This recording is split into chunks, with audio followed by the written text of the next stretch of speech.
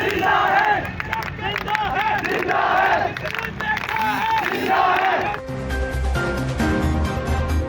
तुलबा अपने हकूक़ की जानिब में पेश नाजरीन, आज बहाउद्दीन ज़करिया यूनिवर्सिटी मुल्तान के मेन गेट पर ऑनलाइन क्लासेस और फीस की अदायगी के हवाले से इस्लामी जमीयत तुलबा जामिया ज़करिया मुल्तान की जानिब से एक पुरअमन एहतजाज हुआ, जिसमें इस्लामी जमीयत तुलबा की आला क़यादत जिसमें मेहर आमिर, शहजाद, हिशाम खोसा, अब्दुल अजीम बारी और दीगर तुलबा ने शिरकत की। तुलबा ने एहतजाज के दौरान नारेबाजी की और टायर जलाकर रोड को ब्लॉक कर दिया। इसके नतीजा में यूनिवर्सिटी के वाइस चांसलर, रजिस्ट्रार के वफद ने तुलबा से मुलाकात की और तुलबा के दीगर मसाइल, हॉस्टल फीस की अदायगी की वापसी, ऑनलाइन क्लासेस के बजाय कैंपस में क्लासेस और स्कॉलरशिप के हवाले से मसाइल हल करने की मुकम्मल यकीन दहानी कराई गई। तमाम तर सूरत हाल के बावजूद ये एक पुरअमन एहतजाज था।